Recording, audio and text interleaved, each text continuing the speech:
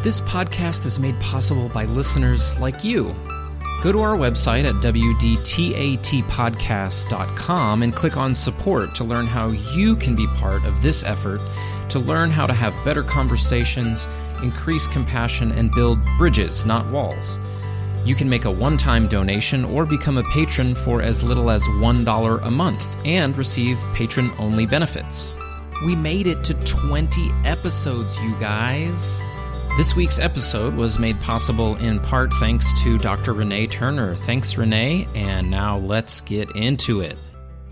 In this episode, I talked to immigration lawyer Anali Looper about why people migrate to other countries, myths about immigration, and we get down and dirty with the nitty-gritty details of the immigration system.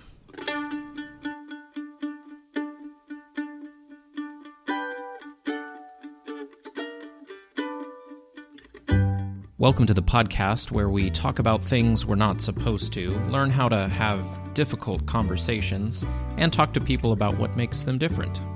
This is the We Don't Talk About That with Lucas Land podcast, where we do talk about that with me, Lucas Land.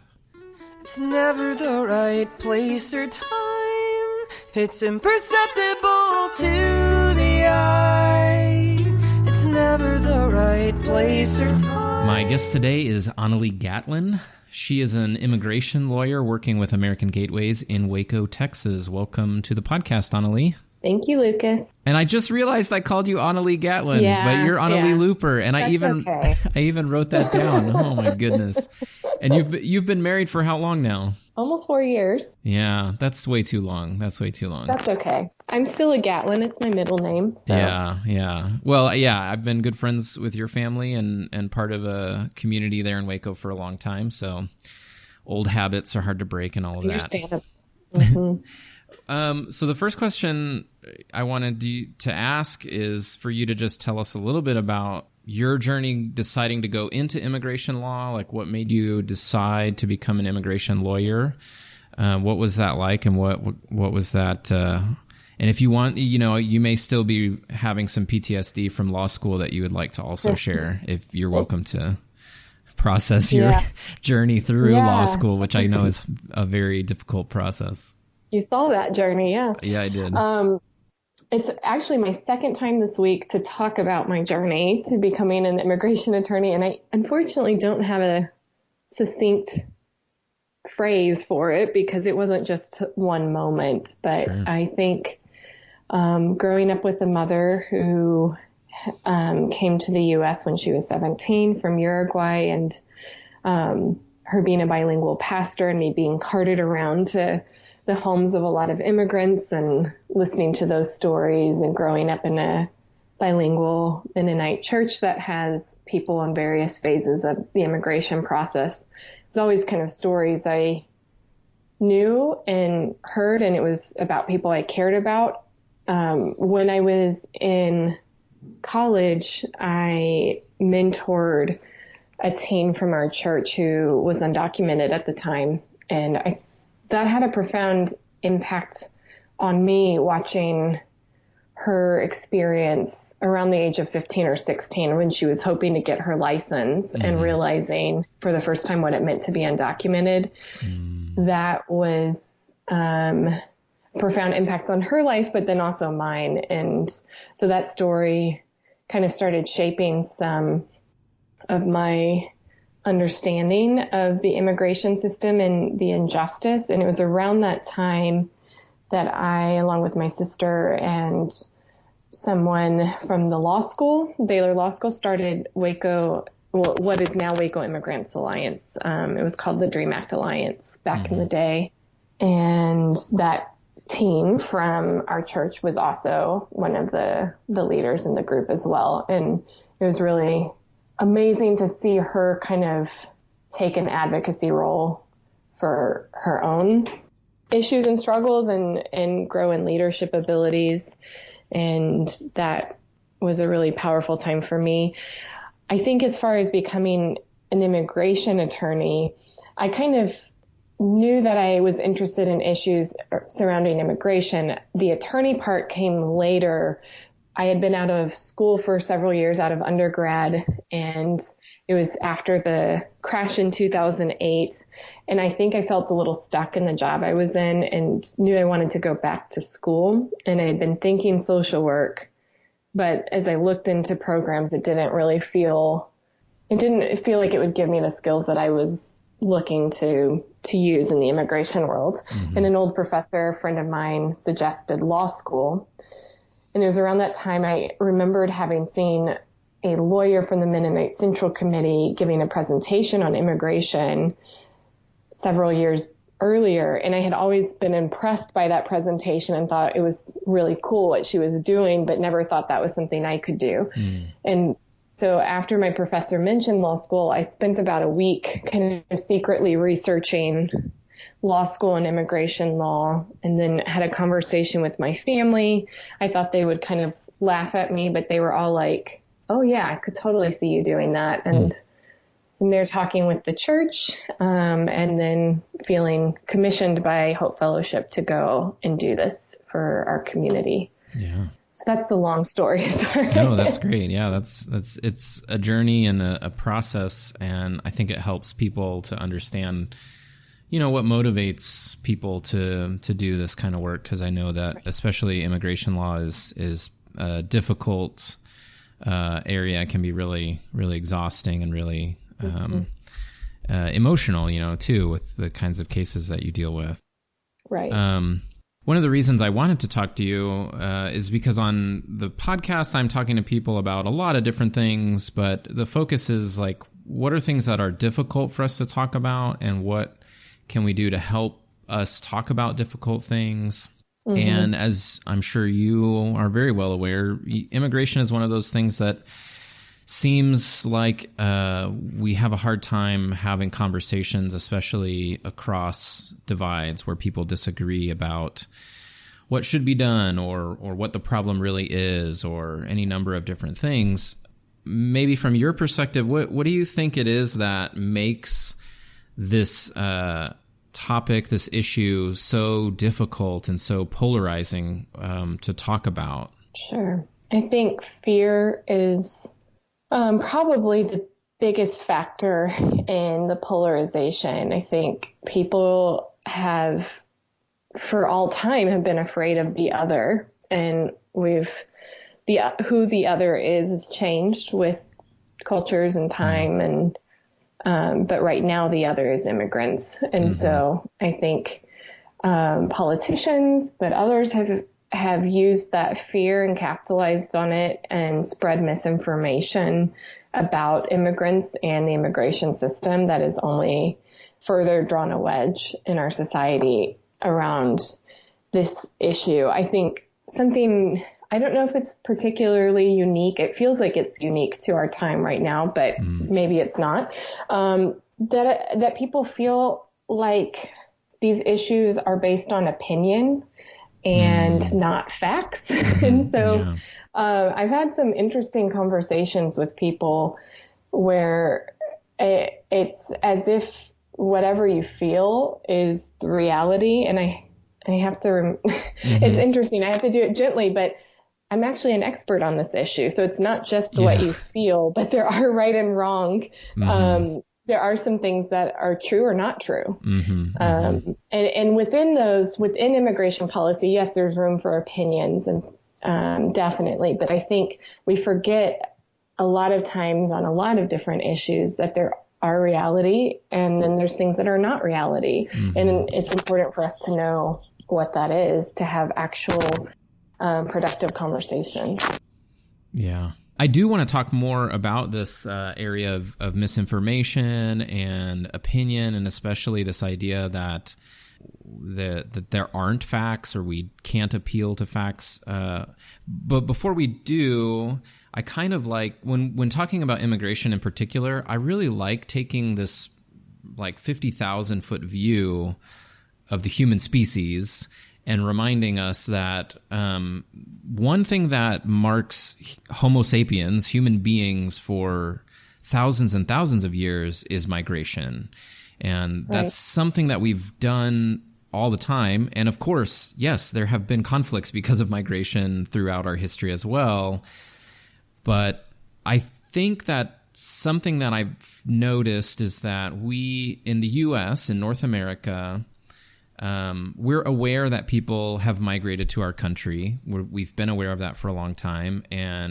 But because we've had so many generations in the U.S. that have been kind of established and settled, and we aren't really, we kind of see it as strange that people move to other countries and live in other countries, right? Or it's different, right? It's not the norm. And so when we suddenly find there's a bunch of people at the border from a caravan, it's hard for people, I think, to imagine what is driving people to do that. Because for so many people in the U.S., we're like, well, we're the best country in the world. We have all these great things. Everybody wants to come be here. We couldn't imagine possibly needing or being forced or having pressures that cause you to move to another country. And so just the concept of migration, I think, for many people in North America feels foreign. Does that make sense? Right.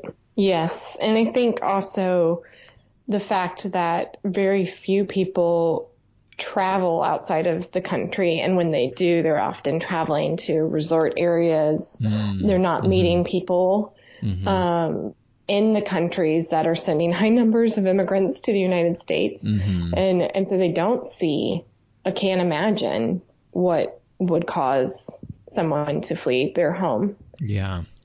Yeah. I try not to mention current events too much in the podcast because the episodes don't always come out close to when things are happening. But right now, as we're recording on October 26th in 2019 in Bolivia, where I live, there is a national strike. We just had an election, and the results are contested, and there's a large group throughout the country, large groups that are protesting. They've called a national strike, so there's nothing happening right now in the country. Supermarkets are open for only half the day. We went today and the shelves were pretty empty of things like meat and bread, and vegetables and fruits that are your perishable items, And we don't know exactly what's going to happen in this country, but it is helpful in imagining what it's like for other people in countries where there is instability, to be in a place where I feel the instability. There's a lot of energy about wanting the country to move in certain directions and feeling unsure who is going to lead, Bolivia into the future and be able to be the best thing for this country. And that creates a lot of different things. Of course, Bolivia also is the poorest country in South America, has a very high indigenous population. I mean, there's a lot of factors that if Bolivia did have a border with the U.S., I can certainly imagine people saying, let's go somewhere where we feel like we can do better, Yeah. So it's I think it is helpful to travel, to have those experiences and get out of and listen to people who have been in those situations and lived in those countries. There's lots and lots of people in the U.S. That are documented U.S. citizens or permanent residents. There's probably like a whole spectrum of other statuses people can have that could tell you about why they're in the U.S. and why it was better for them to come to the U.S. Yeah. And, the majority of my clients didn't really want to come to the U.S. and most want to return to their home country at some point to live, and a lot talk about when they retire moving back home, as they call it. And so, I'm not the person to have coined this, but lots of people say immigration is trauma. And I definitely see that a lot with the folks that I work with, this extreme loss that they feel in coming here. And so that whatever was the impetus to make them come to the United States, it must have been pretty great to lose family and friends and community and culture to come to a brand new place and start over. Yeah. Having been through that process a few times in my life, definitely recommend, longer stays in other countries, because it's a lot. You can imagine what it's like for people to uproot and move to another place. I remember when we were first living in Bolivia, there was this conflict going on in which North Americans were kind of being blamed somewhat by the administration, the government here, and we ended up overstaying our tourist visa, and we actually ended up getting deported.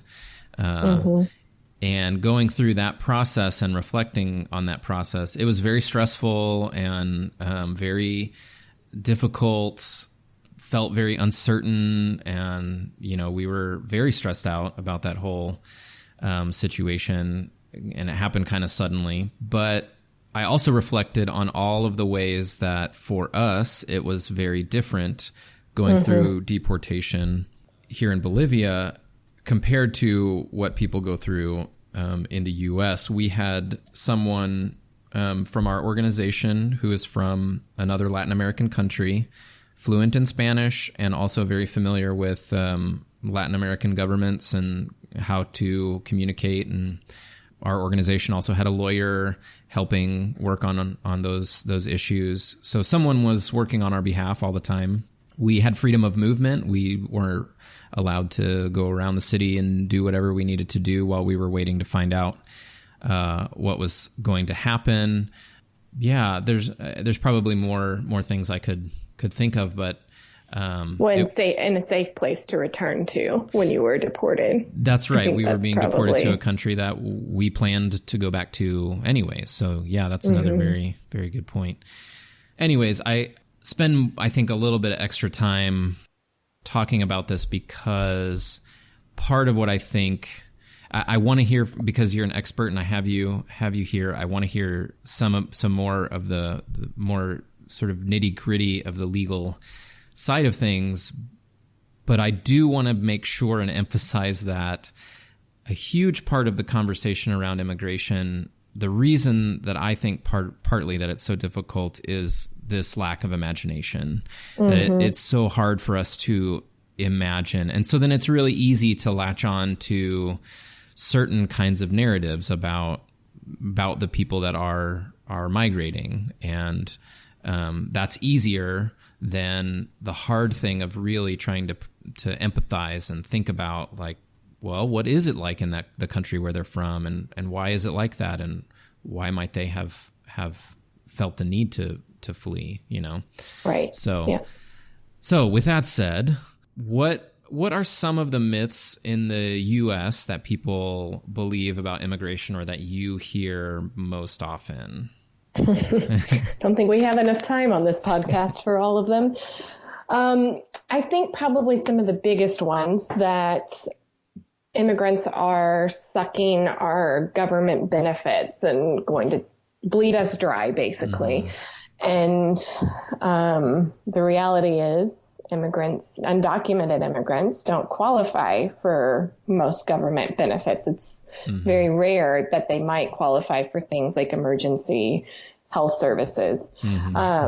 But otherwise, things like Medicaid, food stamps, those are not things immigrants are getting benefits for. Some of those things are state by state laws, and the way that they're implemented. In the state of Texas, immigrants cannot receive any of those benefits. So that is one ginormous myth. Yeah. Another common one is that immigrants don't pay taxes. And that's just patently untrue. Beyond some of the things like property taxes and sales taxes that immigrants pay, they also pay federal income taxes. So and people often ask me, well, how does that happen? So let's say you have a person who's working with a false social security number, they're having taxes taken out of their paycheck, but they can't file their tax return and get that money back, and nor will they ever get that money through the Social Security or Medicaid benefits when they retire. So that money is going directly to Medicaid and Social Security coffers that support the rest of the United States, and folks will never see that money again. In fact, undocumented immigrants pay around $13 billion in payroll taxes every year. Wow. Not a number we hear a lot. Right. And about $11.74 billion in state and local taxes every year. Wow. In fact, the IRS has a number called the I-10 number. It's the individual tax identification number. And it wasn't created for undocumented immigrants, but it's used primarily for that purpose now. It's for people, undocumented immigrants who want to file tax returns. They request one of these I-10 numbers. It looks like a Social Security number, and they file their tax returns. So a lot of undocumented immigrants in the United States are paying taxes. Everyone is paying taxes, but a lot are filing their federal income tax return. Another common myth is that most immigrants are in the United States illegally. There are around 11 million undocumented immigrants in the United States. However, that's only about 25% of the total number of immigrants in the United States, foreign-born folks that are in the U.S. So the vast majority are in the United States legally. We also hear over and over again, even from our president, that immigrants make communities less safe. And statistics actually show that communities with higher rates of immigrants are actually safer. These myths go on and on. One of the resources I recommend that has a lot of this information and more is the Southern Poverty Law Center's Teaching Tolerance curriculum. They have a specific issue that they published on 10 myths about immigration. They originally published it in 2011, but they updated the statistics in 2017. So it has some great information, factually based information about immigration and what's actually happening in the United States. So those are some of the really negative stereotypes we hear and myths. I will point out, though, that I also hear this a lot from, let's just say, woke liberal people that often I feel like spread this false narrative that all immigrants are just wonderful people. They're the most gentle people, blah, blah, blah. And it feels a little patronizing when I hear this, but it also just drives me crazy because immigrants are real people too, and there's complexity. And I will say that I have clients I really dislike. It doesn't mean that I think that they don't deserve to be here, but I do. I think that I think they do deserve to be here, but I don't think it's a helpful narrative to say every immigrant that's here is the most wonderful person on the world and let's just love and cuddle on them, because that's just not the reality. And I think we have to recognize and embrace the fact that immigrants, like all of us, are very complex. Yeah, they're human beings just like anyone else. And you're going to find people you get along with better, people that are more difficult. I mean, that's just part of human beings. Yeah, it is strange to, and I appreciate you saying that, because I think sometimes in the conversation we kind of want to just stick to our side, do the thing where we pick at the bad from one side and then we only hold up the good from the other side, and aren't more thoughtful and nuanced and about the way we talk about it. And there's always pushback, like when you say things about immigrants making communities safer according to statistics, right? And then someone comes up with some article about an immigrant who murdered somebody somewhere, and it's like, well, yes, like people murder people. It's terrible. Right. It happens all over the world and with all kinds of people. But trying to... That person didn't murder someone because they were an immigrant. Right, not right. The impetus. Yeah, exactly. So trying to base our conversation a little more on, like you said initially, the reason it's hard to talk about is fear. And there can be fear on both sides. Obviously there's a lot of fear from undocumented folks who are worried about their status and what could happen to them in the future. There's fears from people who think immigrants are taking jobs and are terrible people. Obviously there's fear and insecurity there. And there can be fear on the other side too, that, I don't know, what would be the fear of the progressives? It's always harder to name your fear from the perspective you tend to take, I think. But the fear that progressives would have about immigrants coming, or this issue in general, like maybe. I find that a lot of progressives, and I apologize for my dogs barking in the background. No problem. We love dogs on this show. They have a mind of their own.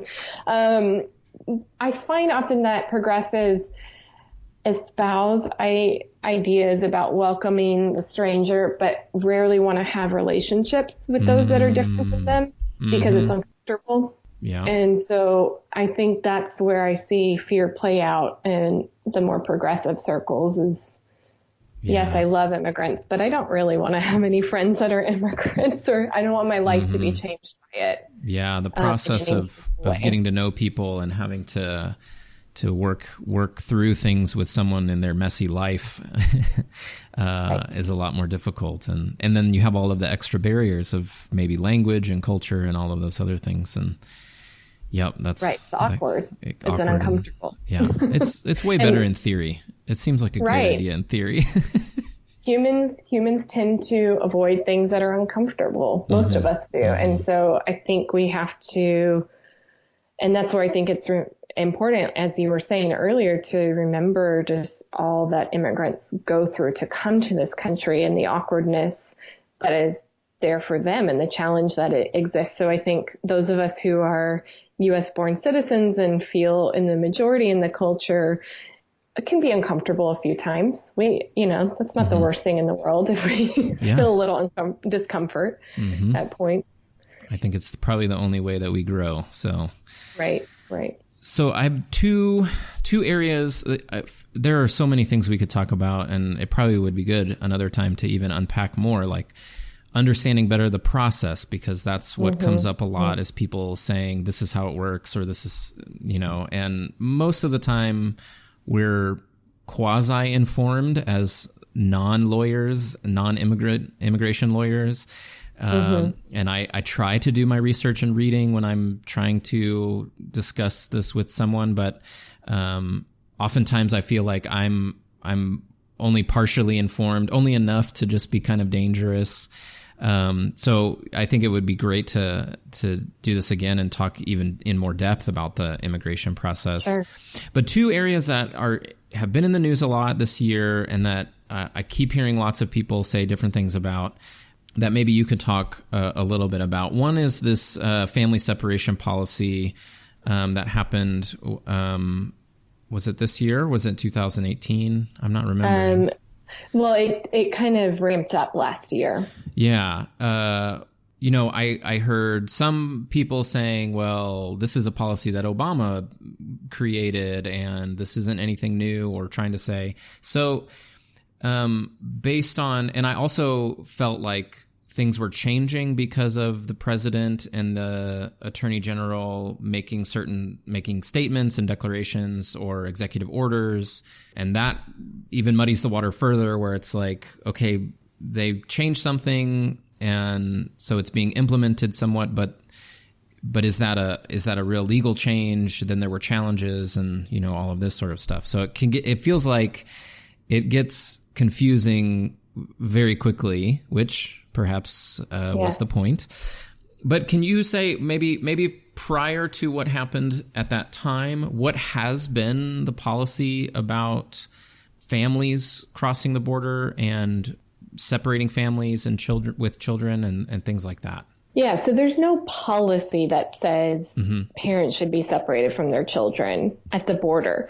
Yes, the Obama administration was separating in some circumstances parents and children, not to the numbers under the Trump administration. And family separation had been happening prior to the Obama administration as well. So, but even under the Bush administration, it was used sparingly. It's not. It was not a tool that as it became under the Trump administration. And so there is a Flores settlement from the 90s that basically says you can't separate or you can't detain children for, I think it's 21 days, for longer than 21 days. And so that's basically that is what, unfortunately last year, Trump administration kind of morphed into creating this larger policy of separating parents and children, because what they were doing is a zero tolerance policy on entering the country at unauthorized locations. So it is a misdemeanor crime to enter the country at a port or at a place that is not authorized by the U.S. government or in a manner that's not authorized. And so what the Trump administration decided to do was criminally prosecute people who are entering in unauthorized manners or at unauthorized places. You can't jail a child, but you can jail an adult. And so they're jailing the parents, which means the children have now been separated. So that's kind of what was going on last year, and it's still going on right now. They're still separating parents and children. But just to clarify, so it's a misdemeanor to enter unauthorized. It becomes a felony if it's multiple times or after a prior deportation. But it's not a crime to seek asylum, and it is not a crime to be in the United States without authorization. It's a civil infraction. Yeah. So that was going to be my second point, was asylum. I would like to hear from you. What are the rules for people coming to seek asylum? And then again, like, it seems like things have been changing pretty rapidly depending on the day, the news that breaks. But what has been the policy generally for people who are seeking asylum, and what is the process? What does it kind of look like? Sure. This might be a whole podcast too, but I'll just generally give you the rundown. So let me take a step back. So an asylee is a refugee, but a refugee is not an asylee. I'm drawing Venn diagrams with my hands right now. So basically, both refugees and asylees are people who fear persecution in their home country and can't return. Refugees are people who are not in their home country, but in a safe third country and requesting entrance into the United States. So they are authorized as refugees while they're in another country. That's not the one that they're fleeing persecution. Asylees are people who fear persecution. They meet the threshold of a refugee, but they're physically in the United States. Then the law is that you fear persecution, or you suffered past persecution, or you have a well-founded fear of future persecution based on your religion, nationality, political opinion, membership in a particular social group. And they said the list out of order, so there's a fifth one related to country of origin. And so you have to show this nexus, which basically means you have to prove that you were persecuted or likely to be persecuted because of one of those 5 grounds. So why you specifically were persecuted? Was it because you're gay and people that are gay in your home country are not protected and are often persecuted? Or is it because you're part of a minority political group and you've been threatened to be killed? So you have to show this connection to why you specifically were persecuted or are likely to be persecuted. And then you have to show that either your home country is the one perpetrating this persecution, or they are unwilling or unable to stop the people who are doing that persecution. Mm-hmm. So that's kind of the threshold legal issue. Now, there are two ways to seek asylum in the United States. One is the defensive process, and the other is the affirmative. The affirmative is a little easier, so I'll start with that. Okay. Basically, if you come to the United States, let's say you come on a tourist visa or a student visa, you enter the country lawfully, but within a year of entry, you decide, hey, I can't return to my home country because I'm going to be persecuted. You will affirmatively file an asylum application with the U.S. government. You have an interview, and they decide whether or not to approve you for asylum.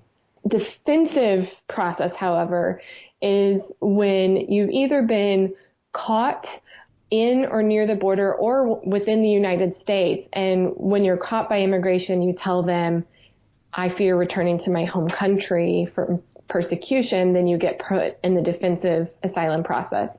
The other way you could be put in that process is if you present yourself at the border and tell a border official, I fear persecution in my home country. Mm-hmm. So it's defensive because you're now in deportation proceedings. Mm-hmm. So you're fighting your case in front of an immigration judge, and you have on the other side of the room an ICE attorney who's fighting to get you deported. Mm-hmm. Mm-hmm.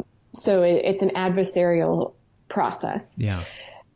When people present themselves at the border, get caught near the border, and they are seeking asylum, it is very unclear at this moment what will actually happen to them, because a few months ago, Trump announced the MPP program, the Migrant Protection Policy, and basically it is forcing people who are seeking asylum to remain in Mexico if they pass through another country, i.e. Mexico, before coming to the United States. Then they are sent back to Mexico to wait for their asylum hearing at a tent on the Texas-Mexico border. Mm-hmm. So this has become a very dangerous place for immigrants. A lot of cartels are taking advantage of immigrants that are waiting on the Mexico side for their court hearings in the United States. However, at the same time, the government is allowing some people entry into the United States and then detaining them. So you could either be sent back to Mexico awaiting your court hearing, or you can be allowed entry into the United States, at which point you're going to be in a detention center and waiting trial there. You might be able to bond out, you might not. Yeah. And I do understand when the caravan from Central America was arriving at the border, this concern about processing so many people. That's a lot of people. It was kind of a large number of people all at once, and that definitely would strain the system as it stood at the time. Before some of these changes and before that, caravan sort of brought a lot of maybe issues to the fore. What was the normal process when someone was seeking asylum and they came in this defensive manner, either coming to the border or being caught? What would normally happen before the process of sending them back to Mexico? What would the next steps be for them? Sure. And I will just say caravans are not anything new. That's been happening for a long time, but I think it gained attention because the Trump administration labeled it an invasion, as if these immigrants were invading our country. But that's generally something that immigrants have done as a means of safety. As they're traveling hundreds of miles, it's safer if they're together in a group. It's the same reason. It's the same reason I went with my wife to the grocery store this morning. We were a little uncertain what it was like in the city today, right. And so she was like, "I'm not going by myself. You got to come with me." Yeah, exactly. Protection in numbers. Yeah. So before MPP took place, what would happen is that most people would be detained for a brief amount of time in the United States and then bonded out, where they would continue fighting their asylum case in the United States. But this rejecting them and sending them back to Mexico is something wholly other that we have never seen before. And frankly, I feel is against the law, because we have a requirement if people are feeling fear that as long as they haven't received protection in another country, we will accept them into the asylum process. Yeah. Wow. We definitely should do a second episode, because I feel like I have so much more a lot more that I want to talk about. So yeah, let's definitely do that. I wonder, do you have any experiences or conversations that you've had with people where they've changed their mind on this issue of immigration, where when they maybe heard more kind of clear legal verbiage or kind of an explanation of the way the process works and what is happening, and maybe some stories from some of your clients to understand better kind of what people go through, or not? Have you had people that change their mind? Or Yeah, I think I have. Probably my favorite memory is a group of sixth graders. I'm in a unique position in my role that I get to, I'm invited to do presentations all the time. And it's a privilege because I do get to talk to people in whatever position they're in. And I go forward. My goal is just to share facts, not to try to convince people of one way or the other, but to share the information about how the system works. A couple years ago, Baylor had invited me to speak to this group of sixth graders. I had 10 minutes with a group of about 20 sixth graders, and they would cycle out and another group would come in. And they had the best questions I've ever heard. And really, you could tell some of them had come from homes where a lot of negative things were said about immigrants. And they were like, wait, so what my parents said isn't actually true? And I had to be careful with that. Yeah. This is the truth. Why don't you go talk with your parents about that? Is that that's when you explained to them what pleading the fifth meant? I'm sure there were a lot of interesting table conversations after that evening. But I find, and even adults that I find, maybe I haven't convinced them of policy changes necessarily, but I think people are eager to learn this information. And it is a complex system, but it's not that complex. I think the issue is we just have so much misinformation out there that it's hard to sift through what's true and what's not true. And so it's become this kind of nebulous thing, but people are hungry for the truth because I think a lot of folks, especially in Texas, know folks who are undocumented and probably have some sort of relationship, whether it's they work with someone, their neighbors, go to church with someone who's undocumented. And so they want to know what's going on. Yeah. So often when I've been in conversations, mostly I guess online, trying to share resources with people, I run up against this problem where I'm trying to find as neutral third party, like some resource, some source that I feel like people will accept, and maybe sometimes that does help some people. In some of the conversations I've been in, I feel like no matter what source or thing I share, it's going to be dismissed as biased, and this is from some maybe liberal think tank or something, or I don't know what. So I struggle because on the one hand, I feel like we do have to figure out how to agree on some neutral third party sources. As you said before, when it's all based on our opinions and just fear, that's not helpful. We can't start to find, okay, what are the facts? How do we understand maybe the statistics and how they were collected or whatever? And I'm kind of, out in the Wild West of the internet, Google search, trying to, figure out for myself what is. But I don't know if you have any good, you mentioned the Southern Poverty Law Center. Yeah. I certainly know folks on the right who, as soon as I mention them, sort of freak out. Are there other resources that you feel good about, are pretty neutral third party that are not third party, but nonpartisan. Yeah. Yeah. The teaching tolerance curriculum has statistics in it from Pew and from other statisticians. And I would say, just use some of those statistics with people and maybe not mention what the ultimate source is of it. But Migration Policy Institute is a nonpartisan think tank that works on issues of immigration. So I recommend that. The Immigration Legal Resource Center and the National Immigration Law Center are both places that have a lot of resources about current policy and what the policy actually, what it looks like when it plays out in the community. I will steer you away from the Center for Immigration Studies, which says it's a nonpartisan group, but it has extreme right-wing bias. And so don't recommend or trust their sources. Yeah. Oh, what a world. It's so hard to to navigate when we can't trust even organizations that say they're nonpartisan.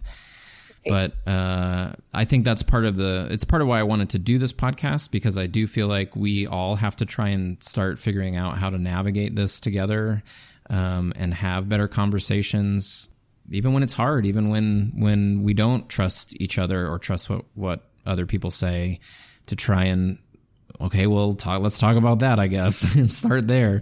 Because it is really difficult. And, just again, as a reminder, this policy, this topic, this issue involves real human beings that, as we said, are flawed, and some of them you might not like, but they are human beings, and we have to keep that in mind and keep from the conversation about them becoming dehumanizing towards those people.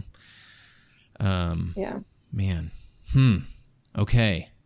Well, I think we need to probably wrap up for this episode. I've highlighted the questions I didn't get to for part 2 that we will get to maybe another time. In part 2, my dogs will take an outing so that they will not be heard in the background throughout. No, don't mind. I interviewed our mutual friend Luis Matias Cruz in Oaxaca, and his dog participated very much in the conversation. So they're gently reminding me it's time to feed them right now. So so I look forward to round 2. Yeah. I like to wrap up with 3 things real quick. Something that we learned, something that we can do, and something we want to share. You've shared a lot of resources already, but if there's anything else that you want to recommend, you can. I'll go first. Something I learned, you made a little bit of a distinction with how people don't qualify for services, but then also do pay taxes as undocumented people. And that distinction I hadn't really thought about before. I still have, I think, some questions about how that all works out, but I'll save that for part 2. And so that's something I learned, among many other things. I feel like you really shared a lot.